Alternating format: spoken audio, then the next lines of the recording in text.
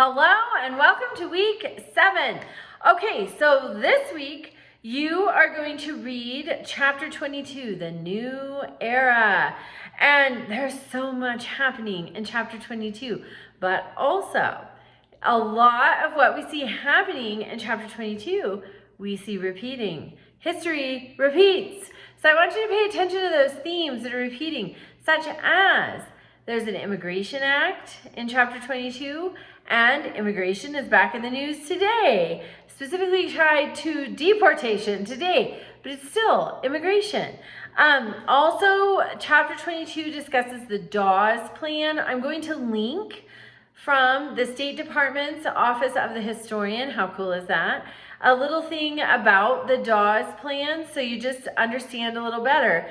Because if you're paying attention to the news, which you need to be paying attention to the news, all history students, all government students should be paying attention to the news because we see these things recycling, these issues. And so, for example, if you're listening to the news or paying attention to the news today, there's a lot in there about USAID, and that's aid that we provide to many foreign countries today. Well, the Dawes Plan was sort of the United States way of re-emerging in European affairs, because what happened at the end of World War I? We rejected the Treaty of Versailles, and President Wilson could not get his Senate to join his League of Nations. And so the Dawes Plan is thought to have been a little bit of an apology of sorts, but also it sees us back in the affairs of foreign countries. That's a repeated theme. What do you guys think of that? So read chapter 22, read the little article linked on the Dawes Plan, just so you understand it totally, because it's important. We see this recycling again, and I think history repeats when we don't get it right. So we need to be paying attention. And then you're going to answer the recall and reflect questions. So it's really important at the end of chapter 22.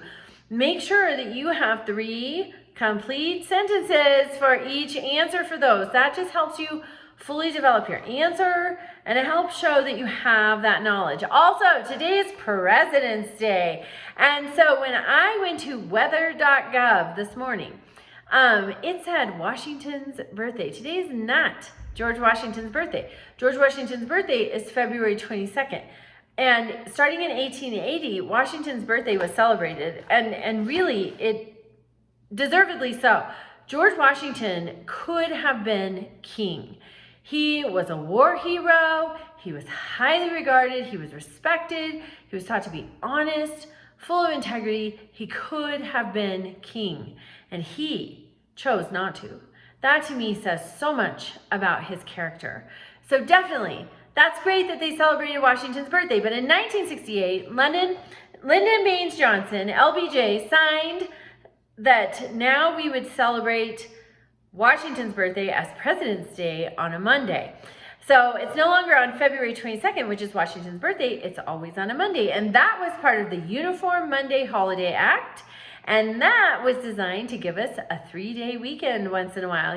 Columbus Day, President's Day, Memorial Day. We get these nice little 3-day weekends, Labor Day. And then it was put into effect in 1971. That's when we started having President's Day that's thought to really focus on Washington, whose birthday is February 22nd, and Lincoln, whose birthday is February 12th. All right, have a great week, and let me know if you have any questions.